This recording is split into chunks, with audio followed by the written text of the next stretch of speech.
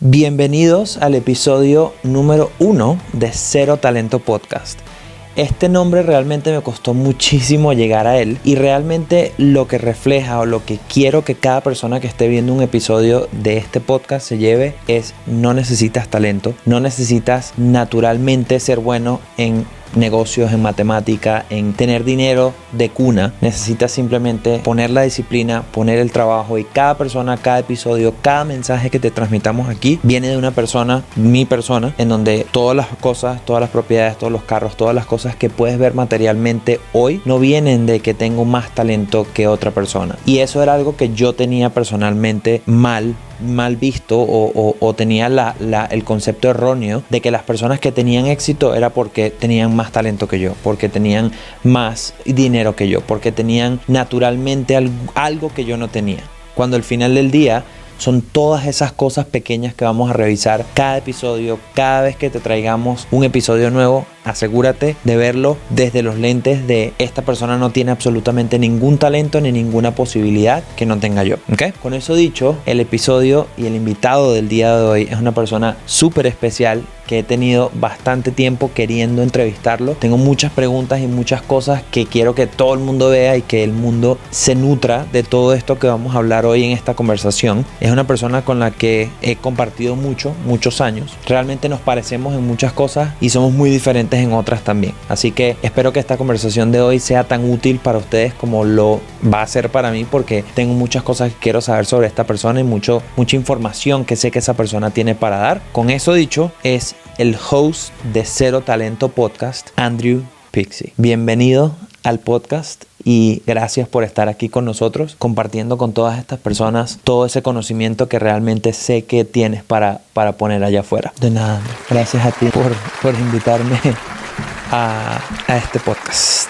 Qué interesante ese nombre que creaste. No, bueno, realmente el placer es mío. Y realmente hoy lo que quisiera obtener o quisiera extraer de esta conversación es tal vez un lado de ti que no muchos ven. Y por encima de todo es algo que si tus hijos vieran, o si alguien que no te conoce viera y quisiera extraer todo eso que te ha hecho tan exitoso y te ha hecho llegar hasta donde estás y tener todas las propiedades y todas las cosas que se ven allá afuera materialmente, vean de dónde salió, cómo se construyó, cuál fue el camino que se recorrió y todo lo que se debe saber para estar del otro lado y decir: wow, yo también lo puedo hacer y también es posible para mí. Wow. Bueno, vamos a ver cuáles son esas preguntas. Ahora, empecemos con esto de cero talento. ¿Qué significa cero talento para ti? ¿Por qué decidiste darle este nombre al podcast? ¿Y de dónde sale eso de ahora todo tener en tu mente cero talento, cero talento, cero talento? O sea, ¿por qué ese énfasis ahora en esa frase o en esto que tienes ahora como concepto? Cero talento para mí significa, primero y principal, creo que una esperanza para las personas que ven a personas exitosas y piensan que todas las personas que estamos ahí, porque gracias a Dios estoy en un nivel diferente a cuando comencé, es porque tienen algún talento natural o porque tienen el dinero desde sus papás, o porque siempre yo lo sentí de esa forma. O sea, como que esas personas que estaban en el nivel que yo quería llegar tenían ese talento nato o tenían algún tipo de habilidad que yo no tenía y por eso estaban allí. Y a través de los años pues me he dado cuenta que no. O sea, son cosas que se desarrollan a través de la disciplina, a través de muchas cosas que, bueno, esperemos que si eres un buen entrevistador me vas a preguntar cosas que van a revelar poco a poco qué significa cero talento y cómo he llegado allí. Ok. Ahora, llévanos un poquito hacia atrás. ¿Quién era Andrew cuando era un niño? O sea, 5 años, 10 años, 15 años, 20 años. O sea, ¿siempre fuiste así, emprendedor? ¿Siempre identificabas dónde podías tomar alguna oportunidad? Siempre buscaste vender cosas desde que eras niño. O sea, cuéntanos un poquito. Si yo te conociera hoy y tuvieras 10 años, ¿a quién conocería? ¿Qué hay detrás de ese niño? ¿Quién eres? Siempre fui soñador. O sea, creo que, bueno, no me acuerdo qué era y qué hacía cuando tenía 5 años, pero si nos vamos cuando tenía 10 años, que empezaba la escuela, el colegio y todo lo demás, siempre soñé. O sea, siempre quise tener, o sea, ese poder adquisitivo. Siempre me ponía los audífonos y escuchaba música que me detonara ese sueño. Y, o sea, me imaginaba teniendo un carro nuevo, me imaginaba llevando a mi familia de vacaciones, me imaginaba teniendo poder económico. Y realmente creo que yendo hacia atrás, a veces no sabemos por qué queremos las cosas, pero sí siempre estuvo otra persona envuelta, o sea, mi familia o simplemente no tener el estrés tal vez que mi mamá tuvo por mucho tiempo, número uno, y número dos, que yo tuve por mucho tiempo, porque hubo ciertas cosas que no pude hacer y sentí frustración y sabía que el dinero lo podía resolver. Y sí, o sea, siempre como ese espíritu de emprendedor creo que estuvo ahí desde un principio. Yo agarraba y compraba una bolsa de caramelos, de chupetas y, o sea, si me salían $5, hacía la matemática de cuántas unidades tenía la bolsa y me iba a la escuela y la escondía en el bolso y la vendía y hacía $10 con esos 5 y regresaba al otro día con 2 bolsas y, o sea, siempre tuve como esa parte interna ahí de querer emprender y de querer hacer dinero con ideas raras, porque al final del día pude vender los caramelos, las chupetas al doble porque nadie se atrevía. Nadie pensaba a los 10, 12 años como que voy a guardar el dinero que me dio mi mamá y no me lo voy a gastar en empanadas y en Nestis y en lo que sea que vendían en la cantina, sino que voy a ir a guardarlo o a invertirlo y lo voy a duplicar y vamos a ver cómo se da todo esto. Así que sí, yo diría que tenía ese espíritu desde un principio, sí. Pero en la escuela, sí. Creo que me definiría eso. Muy diferente de lo que soy hoy en día porque, o sea, era súper inmaduro y creo que, bueno, todavía no he madurado completamente al 100%, pero era súper inmaduro, o sea, me gustaba mucho. La verdad, mis años de adolescencia me los pasé bien, aparte de, bueno, cosas que pasaron en la vida que no tenemos que hablar en este episodio porque quiero que lo mantengamos positivo. Pero bueno, a lo mejor se te ocurre alguna pregunta que no sepa yo que tienes guardada ahí. ¿Y qué los llevó a salir de Venezuela? O sea, tenías 18 años, creo que he visto por allí en las redes. O sea, ¿qué fue lo que hizo que tu familia o tú o quién decidió de dónde salió el irse del país? Sí, bueno, mi mamá tomó la decisión porque nosotros estábamos en el 2015 en Venezuela cuando Venezuela pasó como una transición rara. O sea, fue como antes había de todo y todo estaba bien y si trabajabas pues podías construir una vida bien y llegó un punto en donde se fue empeorando y empeorando y empeorando y empeorando y, o sea, en el 2015 cuando nosotros nos venimos, así tuvieras el dinero no había nada, o sea, no había nada que comprar, no había leche, no había azúcar, o sea, llegó un punto en donde no había harina, no había nada y, o sea, mi mamá tomó la decisión de irse porque, o sea, ya basta. Mi mamá firmó contra el gobierno y le negaban trabajos, o sea, literalmente la forzaron a irse del país porque, o sea, no había una manera en que ella pudiera salir adelante, o sea, y bueno, después Venezuela como que se arregló porque las personas que estaban afuera mandaban remesas a Venezuela y, o sea, ahora si tienes dinero pues puedes vivir relativamente bien, pero en ese momento, o sea, ni que tuvieras dinero ni que tuvieras nada, podías vivir bien. Y en todo ese proceso, o sea, me imagino que, bueno, como todos los que emigramos a otro país, pues hay un proceso duro detrás de eso. ¿Cuáles fueron esos momentos más duros? ¿Qué fue lo que más te costó de emigrar? ¿Cuáles son algunas de esas cosas que tú dijiste, wow, o sea, esto realmente no era lo que yo esperaba o lo que yo creía? Sí, bueno, creo que la parte más difícil de todo fue enfrentar una nueva realidad que la que yo tenía en mente. Y, o sea, te explico. O sea, yo en Venezuela quería ser abogado. Y, o sea, yo estudié Derecho. Hice como 3 semestres de Derecho.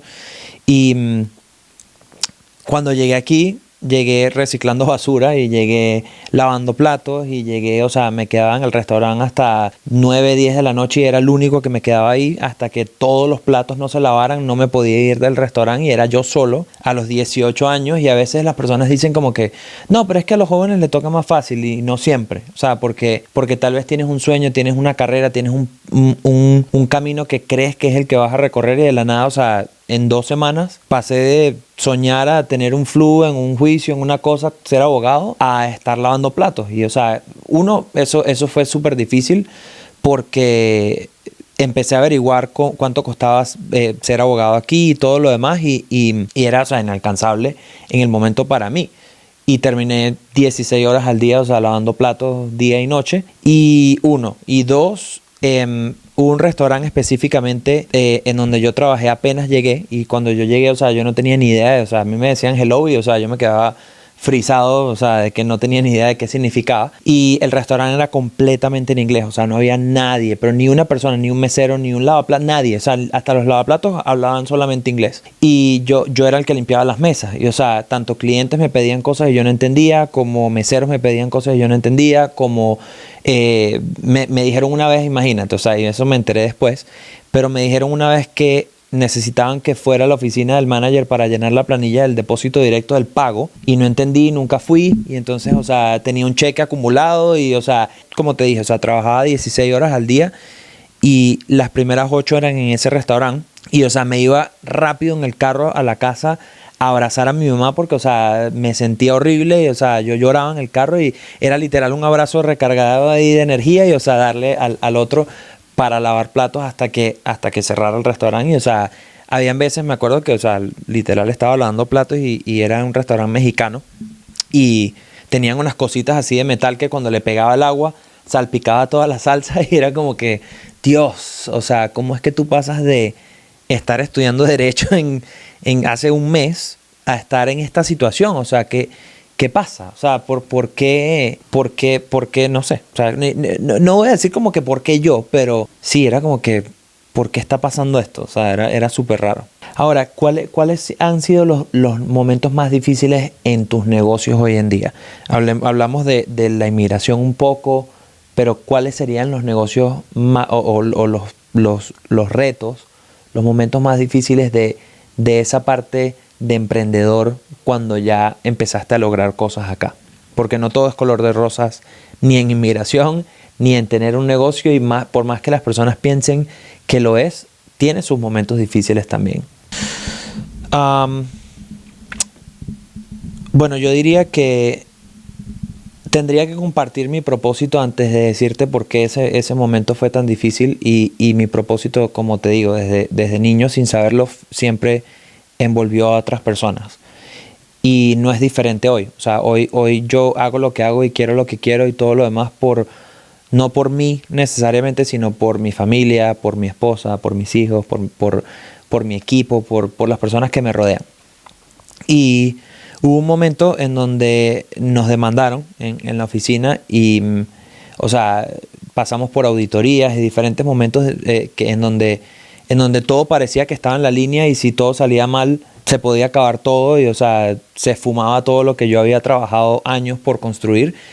Y fue difícil y fue estresante y fue agobiante porque muchas otras personas estaban envueltas en que eso fracasara o eso no se diera, ¿no? Entonces, o sea, sentía mucha presión porque sé lo que significa que yo esté ganando hoy es que otras personas a mi alrededor también estén ganando, y que se haya podido perder lo que se estaba construyendo significaba también que otros perdieran, y para mí ese era el peso más grande. O sea, era como, o sea, todo esto que hemos estado construyendo, porque no he sido yo, ha sido mi equipo, ha sido muchas personas que están a mi alrededor, se puede ir, y si se va para muchas otras personas, no solamente para mí. Así que yo diría que, o sea, el comienzo, el trabajo arduo, todo eso, yo me lo esperaba y nunca he tenido un problema con trabajar duro. O sea, siempre he sido como dice mi esposa, una hormiguita de trabajo. Y nunca me ha dado miedo de trabajar arduamente para llegar a una meta, pero creo que ese fue el momento más difícil porque ya no se trataba de mí solamente, se trataba de otras personas. ¿Y en algún momento pensaste en rendirte? O sea, en algún momento tuviste que haber dicho, ¿sabes qué? O sea, yo mejor tiro la toalla y dejo esto aquí, o sea, ya. Nunca he pensado, nunca se me ha atravesado la palabra ríndete. No voy a decir que no. Volviendo a lo que te comentaba del restaurante y de por qué, o sea, esta situación, creo que siempre he optimizado mi vida para que los pensamientos que yo tenga me muevan hacia mi meta y no me alejen de mi meta. Y creo que el rendirme sería la manera más clara de no llegar. Así que siempre, y yo esto lo leí hace muchísimo tiempo, gracias a Dios, pero para mí, si algo no funciona, lo peor que puede pasar es que me regrese a donde estaba anteriormente. Pero si me rindo, es la manera segura de regresar a donde estaba anteriormente. Así que nunca he pensado en rendirme porque es el camino seguro de vuelta a donde estabas. Y creo que no quiero regresar a donde estaba. No quiero regresar por ejemplo, nunca se me olvida que una de mis primas entró a Estados Unidos como turista, con visa de turista, y la agarró, o sea, la agarraron en la entrada y la detuvieron porque, bueno, le hicieron preguntas y como que la agobiaron con preguntas y respondió lo que no era y bueno, X. La detuvieron y se la llevaron presa y estuvo presa un mes completo. Qué duro. Y yo trabajaba para alguien en ese momento y, o sea, a mí nunca se me va a olvidar la frustración que yo sentí de no haber podido tener la solvencia económica para poder ayudar con un buen abogado, el poderme ir del trabajo para estar con ellas, para llevar a mi familia a verla, porque eran hora y media de camino donde ellas las tenían detenidas en una cárcel que quedaba una hora y media de aquí de Las Vegas. Y o sea, ese es uno de los momentos, junto con tal vez algunos otros, a los que yo siempre regreso y digo, o sea, jamás me voy a permitir estar en esa posición en donde no pueda hacer algo por las personas que son más importantes para mí. Así que nada, o sea, creo que fue una respuesta larga, pero creo que la razón por la cual nunca me pasó por la mente, y si me pasaba por la mente cortaba rápido la idea de rendirme, es porque era el camino más rápido para regresar a una situación en donde yo no quiero vivir. Siempre dices que la fuente principal o la manera principal en donde tú hiciste o generaste tu dinero fue en la industria de los seguros.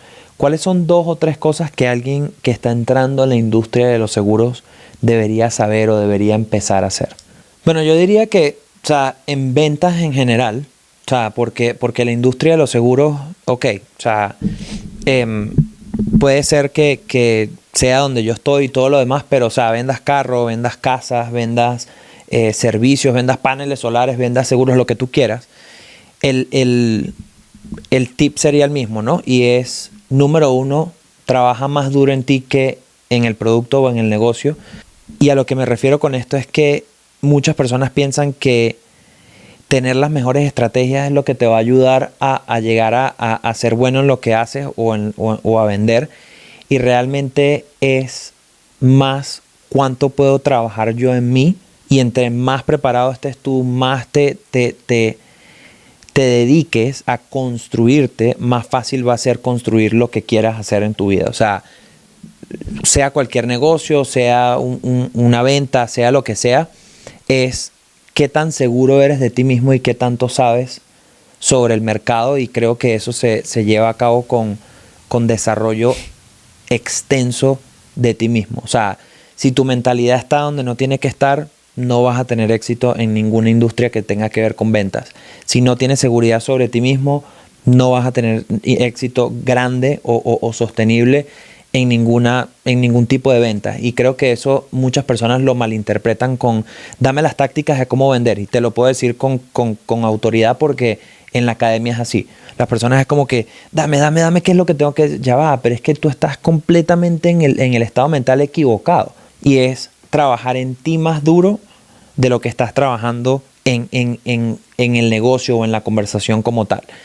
Eso sería porque te va a hacer construir habilidades que te pueden llevar a tener éxito en lo que sea que hagas. O sea, no solamente va a ser en ventas, sino yo hoy lo puedo perder todo, y se escucha mucho eso todo el tiempo de que las personas que tienen dinero lo pierden todo y lo pueden recuperar. Sí, pero es por la persona que te convertiste en el camino a construir lo que tienen hoy en día. Ok, perfecto. Ahora, regresando un poquito hacia ti, hacia quién eres tú. Te ves hoy muy seguro de ti mismo, o sea, te sientas, hablas y, o sea, realmente transmites algo como no, es que, o sea, esta persona no tiene inseguridades, no tiene miedos. ¿Cuáles son algunas de esas inseguridades? Si no te importa compartirla, no sé si tal vez sea muy personal, pero me gustaría que tal vez se vea un poco también ese lado en donde, ¿será que él sí tiene inseguridades? ¿Será que sí tiene miedos? O sea, ¿o será que simplemente todo es, no, yo no me rindo, a mí no me duele nada, no me da miedo nada, o sea, yo voy hacia adelante todo el tiempo? Sí. Bueno, yo creo que todos tenemos inseguridades. Creo que las inseguridades y los miedos son los que nos mantienen trabajando duro para que eso no pase, ¿no? Yo tengo 3 principales. Uno, y el más grande de todos, es que yo llegue a los 70, a los 80 o a los 90 o cuando sea que mi vida ya llegue a un punto en donde ya me baje un poquito toda esta energía que tengo por comerme el mundo y regrese a cuando tenía 40 o cuando tenía 30 con arrepentimientos, con yo sé que hubiese podido hacer más o con no cumpliste tu potencial o sea, que regrese a los años pasados de mi vida y no pueda decir lo dejé todo en el terreno todos los días que pude y realmente cumplí con el propósito que Dios tenía para mí. O sea, si yo llego al cielo, porque me gustaría pensar que soy suficientemente buena persona para que Dios me dé la licencia de entrar a pasar el resto de lo que sea que se llame después de la vida con Él. Y Dios no me muestre un video que se vea completamente diferente a lo que fue mi vida. O sea, si yo entro al cielo, mi miedo más grande es que Dios le haga play a un video en un teléfono o lo que sea que haya allá arriba y diga, esa se suponía que debería haber sido tu vida. Esa se suponía que iban a ser tus hijos o tus negocios o tu esposa o tu familia o lo que sea y no lo cumpliste. No lo cumpliste porque te dio miedo, no lo cumpliste porque preferiste quedarte en la cama durmiendo, no lo cumpliste porque lo que sea. Creo que ese es mi miedo más grande, o sea, arrepentimiento. Y creo que una de las cosas por las que yo optimizo mi vida es por reducir los arrepentimientos que yo tenga al final de ella. Y creo que un arrepentimiento es pude haber hecho esto, pero no lo hice por cualquier excusa que se crea la gente. 1. 2, que mis hijos no conozcan a mi mamá. Creo que, o sea, cuando se pone todo en retrospectiva de mi infancia, de lo que me hizo quien soy hoy, cuando veo a mi mamá hablando con mis sobrinos, sería una pérdida gigante para la vida de mis hijos si no experimentan a mi mamá y a la persona tan increíble que es ella. O sea, creo que ellos serían una mejor persona y serían una fuerza positiva en el mundo si tienen el privilegio de pasar tiempo con mi mamá. Y el tercero tiene como dos partes, porque, o sea, el miedo en general sería traer personas que no sean una fuerza positiva o agregar personas que traigan algo positivo al mundo. Pero al final del día se traduce a no ser un buen papá, ¿sabes? O sea, quizás porque crecí sin mi papá y eso me pudo haber hecho una persona que no sea de bien para el mundo. Pero sí, o sea, creo que es algo que me ha hecho escoger con pinzas con quién voy a pasar el resto de mi vida, que me ha hecho pensar, o sea, sanar heridas tal vez que tenga interna porque me da miedo traer, ya hay suficiente basura en el mundo, ¿sabes? O sea, ya hay suficiente personas que no sirven para nada y que hacen daño a los demás y que dicen mentiras y que no tienen valores y que simplemente hacen del mundo más de lo que ya es. Y creo que, o sea, uno de los miedos más grandes que yo tengo es que mis hijos se conviertan en eso. Y creo que si realmente yo tomo responsabilidad de todo, pues al final es mi responsabilidad. Así que, nada, creo que he trabajado bastante para tratar de ser un padre que traiga personas de bien al mundo. Ahora déjame hacerte una pregunta un poquito más direccionada, por decirlo de alguna manera, hacia el dinero. Porque creo que hay muchas personas que piensan que o les da miedo el ganar dinero o el tener éxito porque piensan que lo perderían todo o cosas así. ¿Cuáles son ciertas cosas que harías si, digamos, tú te ganas la lotería? ¿Y por qué crees tú que hay personas que pasan por ese proceso y o sea, lo pierden todo?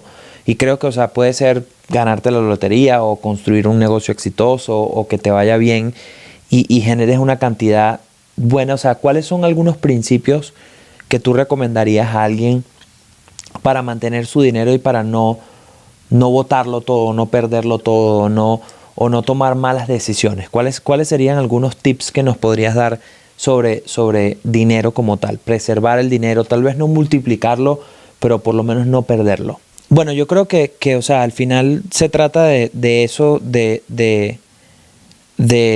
para mis hijos también en el momento en que, bueno, o sea, pase lo que nosotros hemos construido, pase a manos de ellos. Una de las cosas que más les cuesta a las personas que se ganan la lotería o que les llega un cheque grande por cualquier otra razón es como me sentaría con ese dinero, lo pondría en una cuenta y lo primero que haría sería nada. O sea, lo dejaría ahí en una cuenta de banco, contrataría personas que fuesen expertos. O sea, hay algo que las personas tienen que aprender a hacer y es dejarse orientar en lo que no saben. Y creo que, o sea, algo que yo les diría a mis hijos que me gustaría que hicieran sería, si a mí me pasa algo o a mi esposa, no tratar de saber qué hacer con el dinero que yo deje, sino sentarse, esperar, guardarlo e ir con alguien que realmente sepa, para que lo que uno trabajó toda la vida pues no se vaya por una mala decisión, por creer, no, bueno, ya me compro una casa, lo que sea. Y estadísticamente todas las personas que se ganan la lotería literal lo pierden todo. Y lo pierden todo porque lo primero que el ser humano quiere hacer es gastar, es consumir, es la casa que yo soñé, los carros que yo soñé, le voy a regalar todo a mi mamá. Se puede, pero después de haber armado un plan con ese dinero. Así que nada, si mis hijos me están escuchando en algún momento y yo les dejo algo, no se lo gasten. Busquen a alguien que sepa más que ustedes de dinero y páguenle lo que cueste esa persona para que se los maneje, porque pagarle a alguien que sepa te lo puede multiplicar y no dejaría que se vaya por la borda así. ¿Y por qué no crees en diversificar? O sea, ¿por qué como que irse todo, o sea, todo nada en una sola cosa? O sea, ¿por qué crees que diversificar puede ser algo negativo y no algo positivo? O sea, y te pregunto porque casi todas las personas que tienen éxito dicen, o sea, diversifica. No dependas de una sola fuente de ingreso. O sea, es algo que se escucha muchas veces, pero sé que por lo que acabas de decir también tienes una creencia más de una sola industria. Enfócate, o sea, todo en una sola canasta y no diversificar como muchas otras personas recomiendan. Yo creo que ese concepto de diversificar se malinterpreta porque muchas personas que tienen dinero dicen que tienen 7 fuentes de ingreso y todo el cuento que todo el mundo ya sabe. O sea, que me tiene cansado de que todo el mundo, no, lo que pasa es que tengo que hacer todo aquí. Nunca te vas a volver nivel elite en nada si estás enfocado en 5 cosas al mismo tiempo. Y, o sea, siempre lo he pensado de esa forma y lo traté de otra forma. O sea, para ser completamente transparente, cuando abrí la oficina quería hacer flips de casa y, o sea, hice 1 o 2 flips de casa y rentaba los carros que, o sea, agarraba y me compraba uno y entonces rentaba el otro. Entonces también buscaba la aplicación de Turo y estaba rentando carros, estaba tratando de hacer un flip, estaba tratando en la oficina, y no me enfocaba. O sea, me tenía que salir a mitad de día de la oficina porque tenía que buscar un carro para ganarme $150. Cuando en la oficina me podía quedar plantado con mi equipo y en una sesión de entrenamiento podía ir mi equipo y ejecutar algo que me generara mucho más. Y esto de diversificar no es que no sea bueno. Es que en etapa de construcción tienes que enfocarte. Tienes que darlo todo en una cosa para que puedas volverte realmente bueno en eso, y eso te va a generar en algún momento tanto que vas a tener que ponerlo en otro lado, porque esa fuente se va a saturar, gracias a Diosito se va a saturar de ingreso y lo vas a poder poner en otros lugares. Pero el diversificar o el no diversificar no es que sea para siempre. Es que en etapa de construcción pon todos tus huevos en una canasta y asegúrate de cuidar la canasta. Y hay algo que las personas dicen y es, si yo tuviera 6 huevos, entonces coloco uno en esta canasta y en otra. Entonces tienes 6 canastas y ninguna de las 6 la estás cuidando y llegan y te roban este y te roban aquello y se cae este y se rompió este huevo porque no estás cuidando nada. Pon tus 6 huevos en una canasta y asegúrate de que los 6 huevos tengan la temperatura correcta, de que se estén cuidando correcto y crezcan correctamente. Y en el momento en que crezcan, ahí sí, diversifica hacia otra cosa, o cuando ya esté las bases sólidas de tu primer negocio, de tu primera fuente de ingreso, sí diversifica. Pero no te vuelvas loco al principio porque es fácil ver en línea que a Elda le va bien con real estate, voy a hacer real estate. Que a Andrew le va bien con seguros, yo voy a hacer seguros. Que a aquella le va bien con aquello y entonces voy a hacer aquello. Entonces terminas haciendo nada.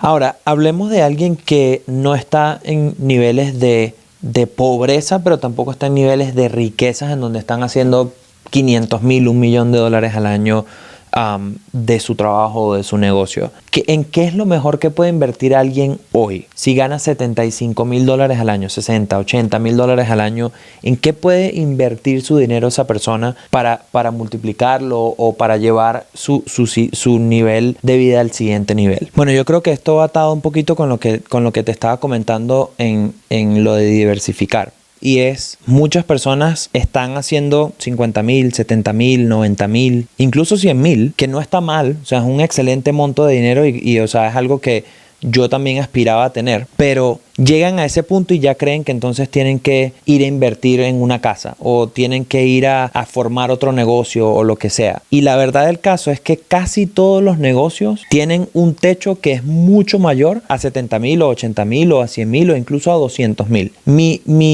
Mi filosofía o lo que yo creo es que hasta que tú hagas $20,000 mensuales, que es $250,000 al año o más, invierte todo el dinero en ti. O sea, conocimiento, mentores, cursos, eventos, libros. O sea, mete todo el dinero que tengas extra y lo que te puedo prometer al 100% es que si metes todo ese dinero extra que hoy te queda en ti, en algún momento vas a hacer tanto ingreso que, volviéndolo de diversificar, vas a poder ponerlo en otro lado. Pero muchas personas quieren tener más el negocio que lo que construyes aquí. Quieren construir más allá afuera que lo que construyen adentro. Y realmente la mejor inversión que tú vas a hacer no está en marketing, no está en equipo, no está en comprar un carro, no está en nada externo. Está aquí. Porque eso es lo que hace que todas las personas que tengan o tienen éxito puedan rehacerlo, puedan construirlo mañana así. Porque se dedicaron, porque pusieron tiempo, porque leyeron libros, porque compraron cursos. Y muchas personas piensan que el éxito llega así de fácil y es como solamente construir. Pero al final hay mucho dinero invertido en una persona. Más dinero de lo que yo he invertido en cualquier cosa debería estar en mí, en tal vez mi salud. Hay una entrevista de Grant Cardone que él le dice a la persona, que la persona le está diciendo como que yo estaba pensando en hacer Botox porque es que esta arruga de aquí, que no sé qué, y él dice, ¿sabes qué? Lo que tengas que hacer para tú sentirte bien y seguro de ti mismo. Si es Botox, Botox. Si es no sé de esto, págale un mentor. Si es o sea, invierte en ti, en tener buena presencia, en no verte como una persona que tiene jeans rotos y una franela cuando estás tratando de ir a vender una casa. O sea, invierte hasta que tengas un ingreso de más de $250,000 y ahí piensa en diversificar o en invertir en cualquier otra cosa. Ahora, hay un concepto que para mí, cuando yo leí ese tweet que tú pusiste, me llegó fuerte y es ese tema de quemar los barcos. O sea, ¿qué significa para ti quemar los barcos y por qué vives de esa manera? O sea, ¿por qué tienes ese pensamiento o esa creencia de quemar los barcos? Eso es un concepto que va atado un poco a lo que estábamos hablando anteriormente, que es jamás yo voy a permitirme volver a la situación que yo estaba anteriormente. Si eso se puede ver en redes sociales de muchas formas. Si yo subo un escalón, tumbo la escalera. No me interesa volver a bajar ahí a donde estaba anteriormente. Si entro hacia alguna isla o lo que sea, quemo el barco, yo no regreso. O sea, yo no me devuelvo a lo que era anteriormente. Y eso no tiene nada que ver con, pero entonces nunca te vas a caer. Sí, puede ser que me caiga, pero yo no voy a dejar la posibilidad abierta a yo poderme regresar. Si yo trabajaba para un agente anteriormente, el momento en que yo abrí mi oficina fue el momento en donde yo decidí más nunca regreso a la oficina de Ryan. Y no porque o sea, yo amo a Ryan, pero el tú dejar opciones abiertas de si falla tengo un plan B, te permite o no te permite, mejor dicho, enfocarte y hacer que funcione el plan A. Y creo que, o sea, muchas personas hablan de, bueno, tengo el plan A, pero si no funciona, o sea, es un lenguaje con el que yo no me manejo. O sea, plan B, literalmente, me disculpan la palabra, a la mierda. O sea, no tengo ningún interés de volver o de hacer pero si no funciona, esto. No, porque te permites que ahora sí tengas entonces la posibilidad de que en el camino, cuando se ponga difícil, digas, no, ¿sabes qué? Pero aquí está esto, ¡boom! Y te vayas. En cambio, cuando quemas los barcos, cuando quitas la escalera, cuando cuando no te permites tener un plan B, como sea que lo quieras manejar, te estás diciendo o funciona o funciona. Y realmente ese plan B o esos barcos o esa escalera es simplemente un concepto mental o una estructura mental para tú vivir con que cuando tomo una decisión le voy a dar hasta que funcione y punto. Y por eso dices que no hay que hacer las cosas a medias. O sea, ¿a eso te refieres con no hacer las cosas a medias? ¿O a qué te refieres? Porque uno de mis miedos es llegar al final de mi vida y arrepentirme de no haber hecho algo que yo sabía que tenía el potencial para hacer. Creo que una de las cosas que en estos días puse un tweet, un thread, o como se llama ahora eso, porque tienen un poco de aplicaciones diferentes. Y es, hace un tiempo si me llamaban suertudo o me decían que tuve suerte, me hubiese molestado. Hoy en día entiendo que sí, tuve la suerte más grande de todas, que fue la de que Dios me escogiera a mí para utilizarme como instrumento para mostrarle a las personas que sí se puede, comenzando desde cero. Y eso es una suerte, realmente. O sea, no todo el mundo Dios escoge para poner como ejemplo público de que puedes no tener talento, puedes no tener recursos, puedes no tener habilidades, y si sigues su camino, si sigues su plan para ti, puedes llegar a alcanzar muchas cosas que incluso no pensabas que de las que eras capaces de alcanzar. Así que nada, o sea, regresando al concepto de no hacer nada a medias, es reducir lo más que pueda arrepentimientos en mi vida. Y o sea, creo que muchas personas, esto lo vi en una entrevista de un actor, de hecho, y él decía, o sea, muchas personas no duermen o tienen ansiedad o se sienten tristes o lo que sea porque saben que no lo están dando todo en lo que están haciendo. Y si algo no funciona, que no funcione porque lo diste todo y no porque te quedaste haciendo las cosas mediocremente. Porque realmente, o sea, es no hacer las cosas al 100% es mediocridad.